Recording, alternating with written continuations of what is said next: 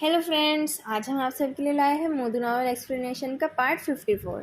वानाई के अटैक करने से पहले ही किसी ने पीछे से उसका गला पकड़ लिया।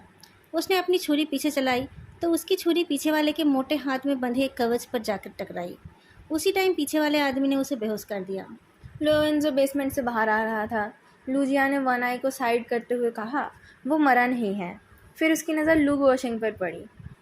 लुओ वेंजे ने कहा, आपकी स्किल अच्छी है। बचपन में मेरा स्पेशल फोर्स में जाने का सपना था। तभी एयरपीस में फेदू की आवाज़ आई, मैं रात को आप दोनों को ड्रिंक्स के लिए ले जाऊंगा, तब बचपन की बातें कर लेना। अभी वो लोग इकट्ठे हो रहे हैं। लोरेंजो इशारे से वानाई को उठाने को बोलता है, पर उनको पहले पावर चेक नहीं करना चाहिए। वो लोग आपकी तरह वेल बिहेव नहीं होंगे। अभी तो दिन है, पावर नहीं है तो क्या हुआ। मुझे फ़ोटोज़ थोड़ी देर में दिखाई दे रही है। उन लोगों ने हेड काउंट कर लिया है। उनको पता चल गया होगा कि 1 आई मिसिंग है। मेन गेट आपके राइट में 50 मीटर दूर है, फेदू केयरलेसली बोलता है। लू गोशेंग को कंधे पर लेकर दौड़ने में लोरेंजो को कोई प्रॉब्लम नहीं हो रही थी।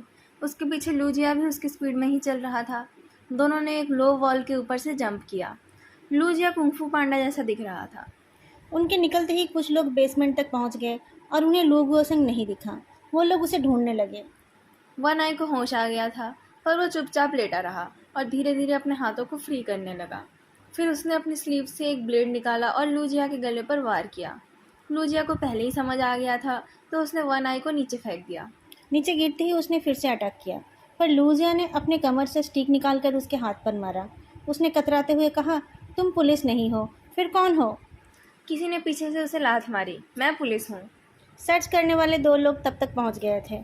लुओवेंजो ने लूजिया से कहा, आप दोनों के ले जा पाओगे। कैरी ना कर पाओ तो खींच कर ले जाओ। पर सर, यह आदमी मरना नहीं चाहिए, नहीं तो हमारी सारी मेहनत बेकार हो जाएगी। लूजिया ने लू गुओशेंग को पकड़ लिया और फिर दोनों क्रिमिनल्स को खींचते हुए दौड़ने लगा।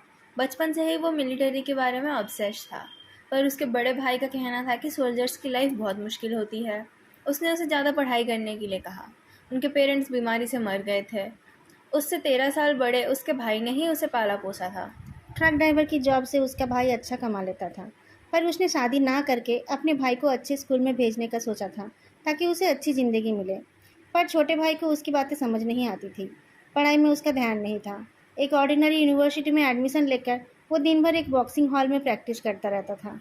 वो जगह क्रूड मटेरियल से बनी हुई थी। एक दिन एक्सरसाइज के दौरान पॉइजनस गैस इनहेल करके वो बीमार हो गया। उसे 2 साल तक हॉस्पिटल में रहकर ट्रीटमेंट कराना पड़ा। हार्मोन ट्रीटमेंट से वो बलून जैसा फूल गया और उसके ट्रीटमेंट में बहुत पैसे लग गए। उसके लिए उसके भाई को और ज़्यादा मेहनत करनी पड़ रही थी। फिर एक दिन वो वापस आया ही नहीं। अपने भाई के मर्डरर को खींचते हुए वो दौड़ रहा था। उसने कितनी बार उसके टुकड़े टुकड़े करने का सपना देखा है, पर आज उसका दिमाग खाली है। वो बस फेदू का इंस्ट्रक्शन फॉलो करके दौड़ रहा है। उसको कवर करते हुए लोरेंजो उन दो क्रिमिनल्स का सामना करता है। फेदू ने कहा, मैं पूरे एरिया को देख पा रहा हूँ, कोई और उधर नहीं आ रहा है। समझ गया। मैं मारपीट में तो अच्छा हूँ, पर बॉम्ब्स के मामले में मैं कुछ नहीं कर पाऊँगा। अगर मैं सच में पॉपकॉर्न बन गया तो तुम क्या करोगे? थोड़ा बटर लगा लूँगा और नेक्स्ट अमेरिकन ब्लॉकबस्टर देखते हुए आपको खा लूँगा, फेदू ने कहा। पर साथ ही वो अपनी कार लेकर गैस स्टेशन के पास पहुँच गया। एक बाइनोकुलर से उस गैस स्टेशन पर नज़र रखते हुए उसने कहा, मैं नज़र रख रहा हूँ, ज़रूरत पड़ने पर मैं किसी को भी मार सकता हूँ। आपको असिस्ट करने के लिए किसी को भेजूँ? नहीं, बैकअप जल्दी आ जाएगा। तुम अपने आदमियों को लेकर छुपे रहना, उनके सामने मत आना। जल्दी उन क्रिमिनल्स के साथ लुओवेंजो की फ़ाइट शुरू हो गई। उसके हाथ में हथकड़ी देखकर वो समझ गए थे कि वो पुलिस है। वो दोनों जल्दी उसे मारकर वहाँ से निकलना चाहते थे, पर लुओवेंजो उनको लेट करा रहा था।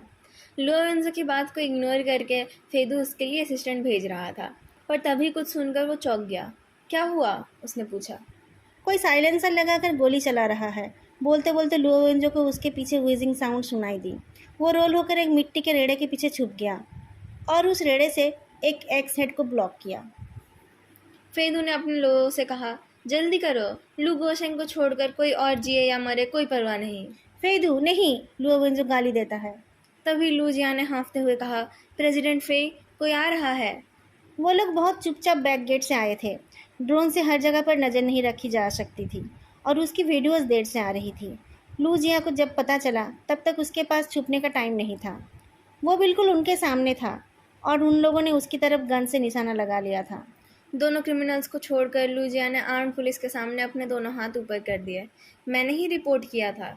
मेरा दोस्त अंदर है। पूरे एरिया को कंट्रोल करने में आर्म्ड पुलिस को ज़्यादा टाइम नहीं लगा। लुओवेन जो ग्राउंड में बैठकर हाँफते हुए सिगरेट पीने लगा। फेदू के आदमी भी पीछे हटकर छुप गए। थोड़ी देर में सारे क्रिमिनल्स पकड़े गए और पूरा एरिया छान लिया गया। आप पब्लिक सिक्योरिटी से हो ना? एक आर्म्ड पुलिसमैन आकर बोलता है। नीचे एक बॉम्ब मिला है। आपने कहा उनके कनेक्शंस हैं। हम बॉम्ब को रिमूव कर देंगे तो कोई प्रॉब्लम तो नहीं होगी। आपके लोग कब आने वाले हैं? लुओवेन जो सोचने लगा, अब तक तो उन लोगों को लॉन्गयन सेंटर में लू गुओसंग का वीडियो दिख गया होगा, तो उन लोगों ने अभी तक रिएक्ट क्यों नहीं किया? बहुत देर तक चुप बैठा फेदू बोल उठा। मुझे नहीं पता। मैंने सीसीटीवी फुटेज में छेड़छाड़ नहीं करवाया। पर आपको वो रेडियो प्रोग्राम याद है? लुओवेन जो कूद कर खड़ा हो गया। सब चुप जाओ, मेरे पास एक आइडिया है। आर्म्ड पुलिस के आते ही फेदू ने सिग्नल ब्लॉकिंग सिस्टम को बंद कर दिया था। लोरेंजो ने तावरान को कॉल लगाया। बहुत अर्जेंट है। लीडर को जाकर इन्फॉर्म करो।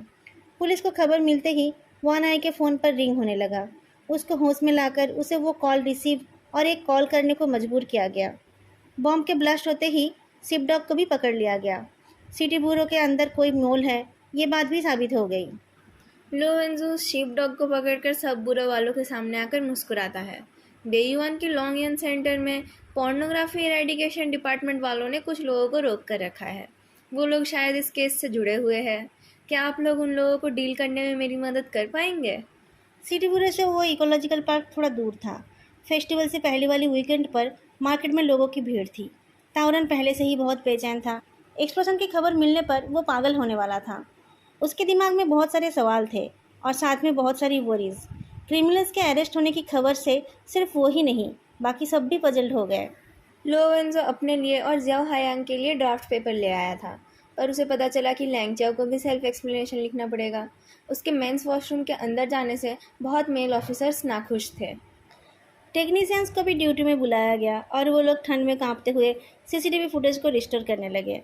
और उसी टाइम ये पता चला कि लॉन्गवन सेंटर से जिसे पकड़ा गया था वो वे जैंगहोंग के कंपनी के स्पेशल कंसल्टेंट है।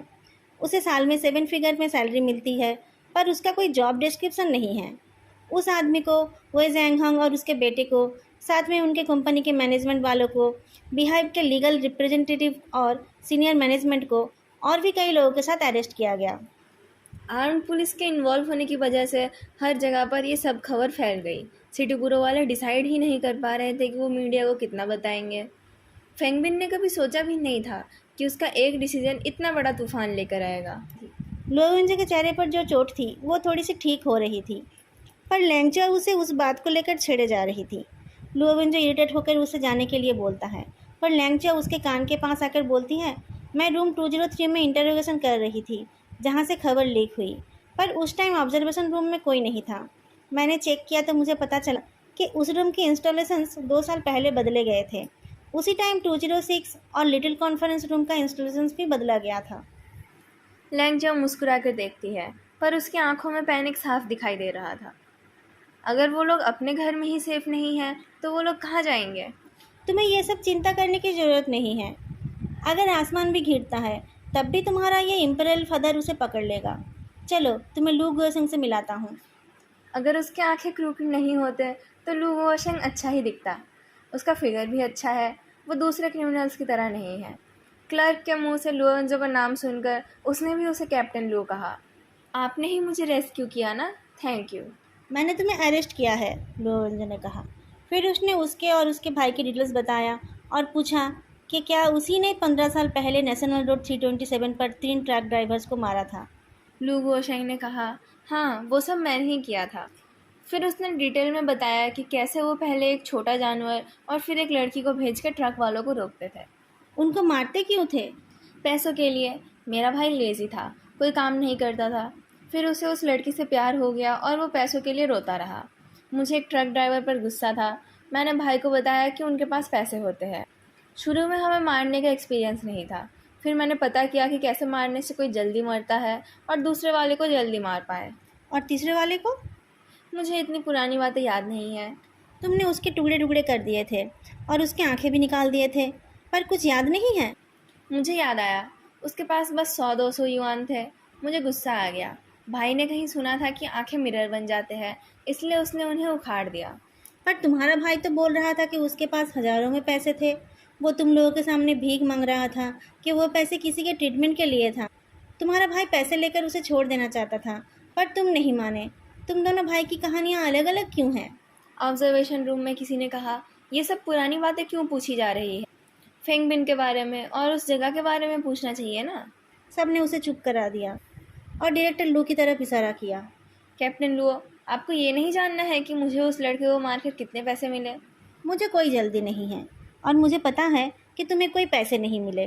लोवेंजो का एक्सप्रेशन चेंज नहीं हुआ। थर्ड विक्टिम का नाम था लू वू। उसे तुम नहीं जानते थे। वो एक शांत टाइप का इंसान था। उसकी कभी किसी से लड़ाई भी नहीं होती थी। तुम्हें उससे इतनी नफरत क्यों हुई? एक स्पेशलिस्ट का कहना है कि तुमने किसी और का गुस्सा उस पर दिखा दिया। उस टाइम क्या हुआ था? फेदू ने धीरे से ऑब्जर्वेशन रूम का डोर खोलकर किसी को रिस्पेक्टफुली अंदर जाने दिया। उस आदमी के अंदर जाते ही कुछ सीनियर ऑफिसर्स उसे पहचान गए। टीचर पान। डायरेक्टर लू ने बस एक झलक उनकी तरफ देखा, पर कुछ नहीं कहा। लू गुआसम कुछ बोल नहीं रहा था तो लुओवेंजो ने एक फाइल निकाला। तुम्हारे साथी लोग जानना चाहते हैं कि तुम क्यों 6 नवंबर को लॉन्गवन सेंटर गए थे। मुझे कुछ नाम मिले हैं, कहकर लुओवेंजो ने कुछ नाम पढ़कर सुनाया। लियांग यूजिंग का नाम सुनते ही लू गुआसम का एक्सप्रेशन चेंज हो गया। लियांग यूजिंग को जानते हो? नहीं। वो यूफेन मिडिल स्कूल के एक ट्रस्टी की बेटी है। बहुत ही बदतमीज लड़की है वो। लगता ही नहीं है कि वो किसी अच्छे घर से है। लोवेंजो ने कैमरा की तरफ देखकर कहा, उसे ले आओ और उसके फिंगरप्रिंट्स और डीएनए सैंपल ले लो। वो भी शायद इस केस में इन्वॉल्व है। वो इन्वॉल्व नहीं है, लू गुआसम ने कहा। ये सब बाहर वालों को पता नहीं चलेगा ना। 15-16 साल पहले एक ट्रांसपोर्ट कंपनी में काम करते टाइम मैं एक औरत से मिला था।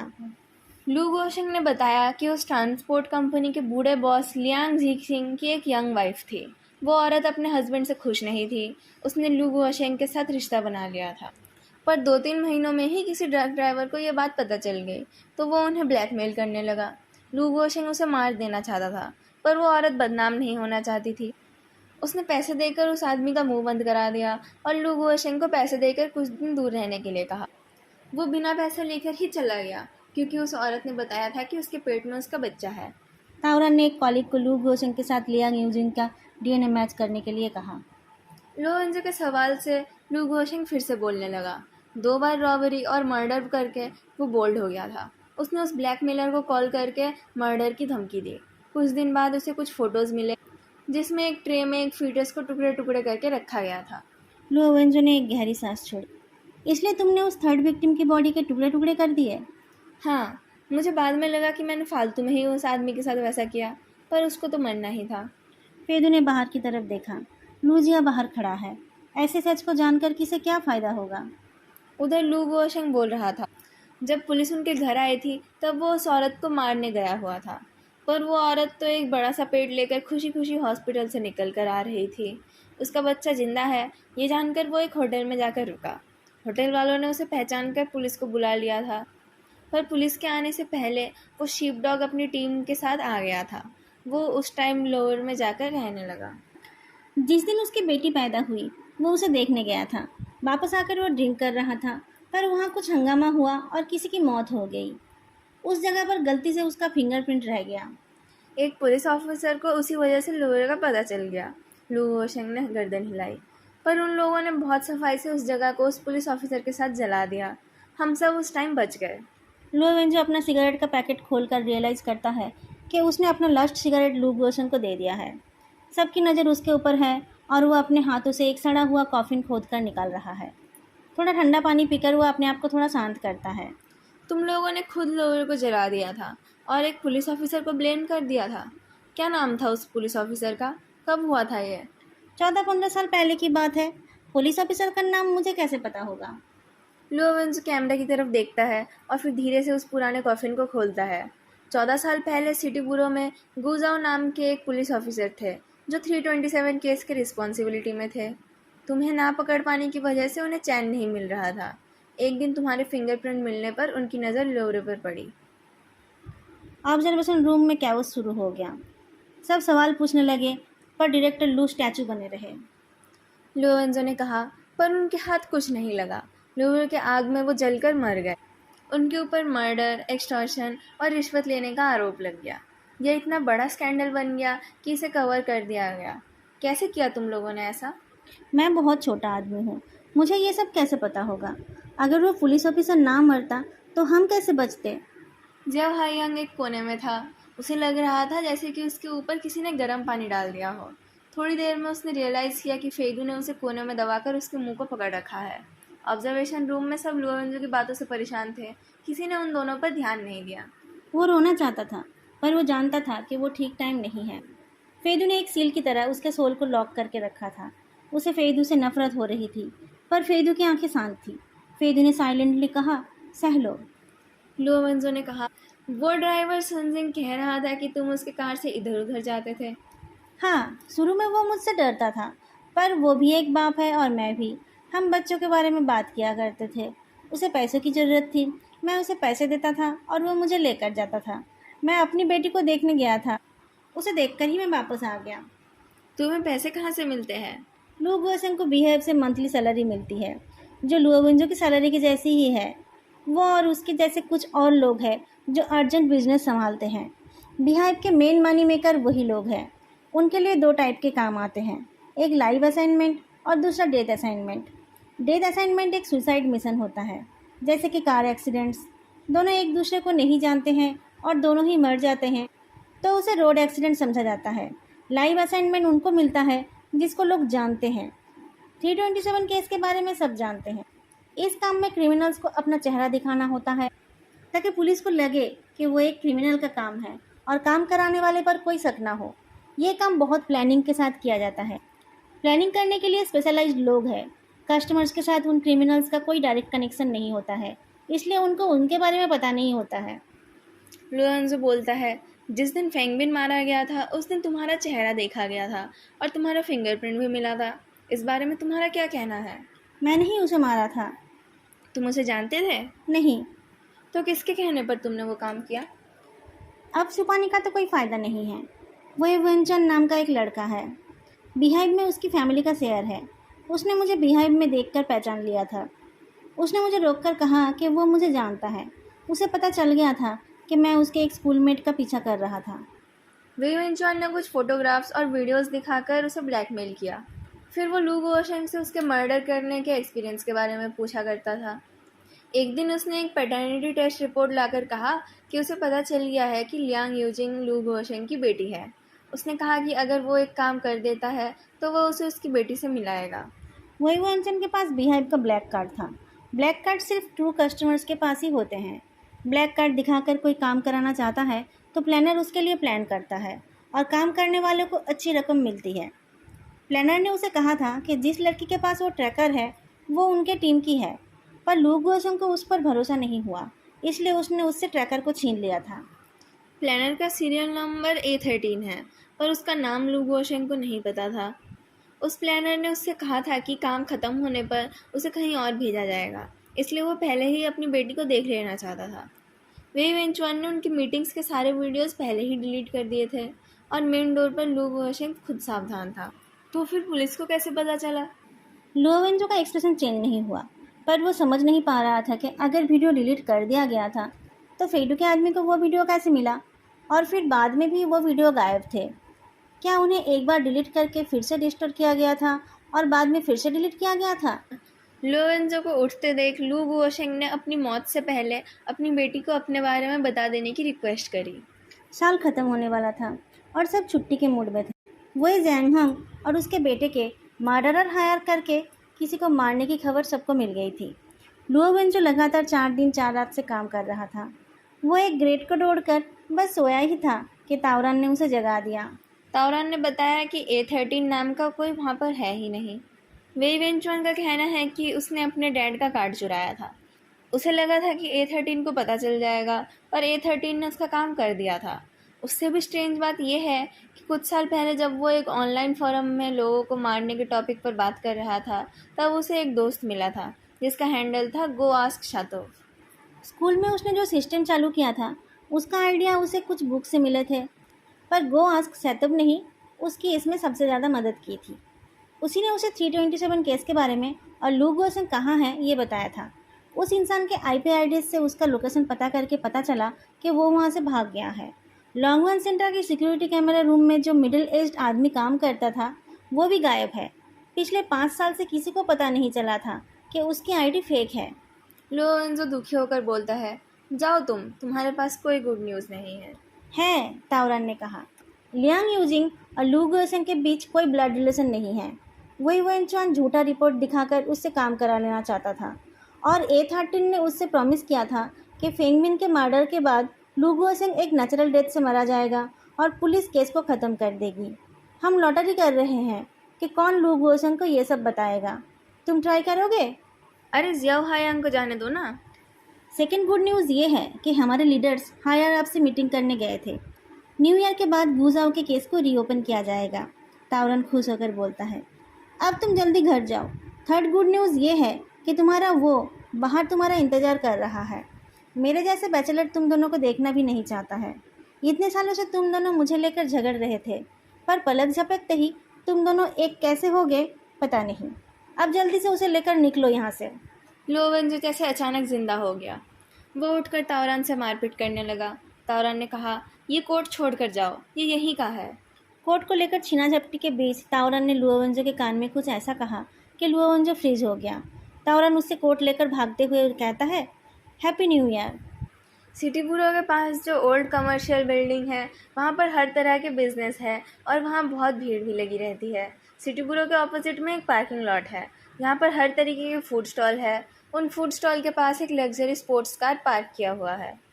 उस कार से बाहर झांक झांक कर थक कर फेदू ने कार के विंडो को क्लोज कर दिया। लुओवेंजो को दिन रात काम करना पड़ रहा है, इसलिए उसकी कार उसके साथ ही है। फेदू अपनी कार ही यूज़ कर रहा है। ड्राइवर के सीट पर बैठे हुए लूजिया को उसने कहा, ईयर एंडिंग के बोनस पाने के बाद बहुत लोग रिज़ाइन कर देते हैं। आप मेरे साथ ही काम करोगे या फिर कुछ और करना चाहते हो? प्रेसिडेंट फे, क्या आप मुझे और सपोर्ट नहीं करना चाहते हो? क्योंकि मैं ज़्यादा खाता हूँ और मेरे इंजन कैपेसिटी बहुत हाई है। ऐसी बात नहीं है। फेदू सिटी बुरो की तरफ देखता है। मैं तो खुद एक मिस्ट्रेस की लाइफ जी रहा हूँ। लूजिया हंसने लगा। थोड़ी देर हंसने के बाद उसकी हंसी कम हो गई। मैंने सुना कि ड्रग्स लेने से इंसान का साइकोलॉजिकल स्ट्रक्चर चेंज हो जाता है। अगर एक्सपीरियंस, अपब्रिंगिंग ये सब सॉफ्टवेयर है तो ब्रेन हार्डवेयर होगा। अगर हार्डवेयर ही चेंज हो गया तो उसका मतलब तो ये है ना कि वो इंसान ही चेंज हो गया। ट्रॉमा से भी ऐसा ही होता है। कभी कभी तो इंसान अपने आप को ही पहचान नहीं पाता। ऑर्डिनरी लोग मटेरियलिस्टिक चीज़ों को पाने के लिए दिन भर मेहनत करते रहते हैं। उनकी सारी वरीज जेन्युइन होती है, पर आप उन सब से अलग हो। आपको लगता है कि बाकी सब लोग जो चाहते हैं वो सब इल्यूजन है। आप बिना वजह वरीड हो, आप इरिटेबल और एंग्शियस हो, आप किसी पर भी भरोसा नहीं कर पाते हो। किसी पर ट्रस्ट करने के लिए अपने आप में एक सिक्योरिटी का एहसास होना जरूरी है, फेदू ने कहा। नहीं तो बस साइकोलॉजिकल स्ट्रेस ही फील होता है। ट्रॉमा चले जाने के ट्रॉमा कभी चला नहीं जाता है। किलर के पकड़े जाने पर भी वो सेम रहता है। अगर आप एबिस में देखते हो तो एबिस भी आपको देखता है। शायद मेरा दिमाग ही खराब है, लूजिया ने कहा, पर मुझे आपसे बात करना अच्छा लगता है। आप कुछ बोलते नहीं हो फिर भी। मुझे शायद आपको कंसोल करना चाहिए। बात करते करते फेदू को कार की हॉर्न सुनाई दी तो वह अपना जैकेट पहनने लगा। पर वो सब बातें नॉनसेंस है। लूजिया हंसने लगा। मेरी जगह पर अगर कोई अट्रैक्टिव लेडी होती तब तो आप बहुत अच्छी अच्छी बातें करते। सच सुनना आसान नहीं होता है, पर मैं आपको कुछ ऐसा बोल सकता हूँ जो एक छोटी लड़की ने मुझे कहा था। सुनोगे? एक्सटर्नल चीज़ों से कोई भी इंसान बदल सकता है, लू गुओसेंग के जैसा आदमी भी। मर्डरर्स ट्रॉमा से किसी के किसी हिस्से को चेंज कर देते हैं, पर मैं उनकी जगह पर होता तो क्या करता पता है? मैं तबाही कर देता।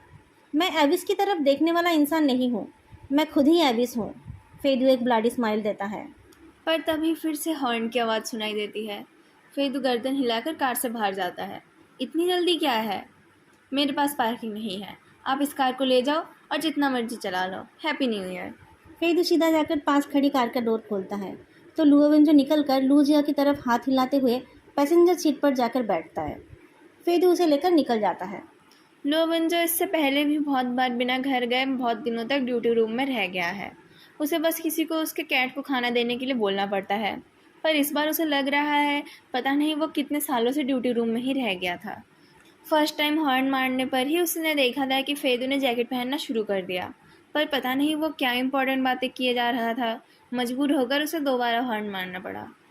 इतनी क्या ज़रूरी बातें हो रही थी? लुओवेंजो बेचैन होकर बोलता है और लूजिया के आंखों से दूर होते ही फेदू के कपड़ों के अंदर हाथ डालकर उसे टच करने लगता है। मैं गार्ड रेल से टकरा जाऊंगा। फेदू उसके हाथों को हटाने की कोशिश करता है। उस दिन लोवेंजो ने उसे जो गाली दी थी वो उसे अच्छी नहीं लगी थी। पिछले कुछ दिनों से दोनों एक दूसरे से बात भी नहीं कर पाए थे। अब उसे पता नहीं है कि वो क्या बोलेगा। अभी थोड़ी देर पहले जो वो बोल रहा था, मैं खुद ही एबिस हूँ, वो ऑरा भी अब कहीं नहीं है। बहुत सोचकर वो कुछ बोलने जाता है, पर लुओवंजू उसकी बॉडी से अपना हाथ हटाकर उसे सूंघता है और कहता है, जल्दी घर चलो, मुझे भूख लगी है। फेदू तेजी से कार चलाने लगता है और लोवेंजो एक नैप ले लेता है। घर पहुंचकर भी वो उठना नहीं चाहता है। मैं नहीं उठूंगा हनी, क्यों ना तुम मुझे पीठ पर उठाकर ले चलो। फेदू का हैरान चेहरा देखकर वो हंसने लगता है, पर अगले ही पल फेदू उसके साइड का डोर खोलकर उसके सामने पीछे मुड़कर झुक जाता है। आ जाइए। दोस्तों, आज का पार्ट मैं यही ख़त्म कर रही हूँ। आप लोगों को आज का पार्ट कैसा लगा बताना मत भूलना, और वीडियो को लाइक करना भी मत भूलना। आप लोगों ने अगर अभी तक चैनल को सब्सक्राइब नहीं किया है तो चैनल को सब्सक्राइब भी कर लेना। फिर मिलेंगे नेक्स्ट पार्ट में। तब तक के लिए बाय।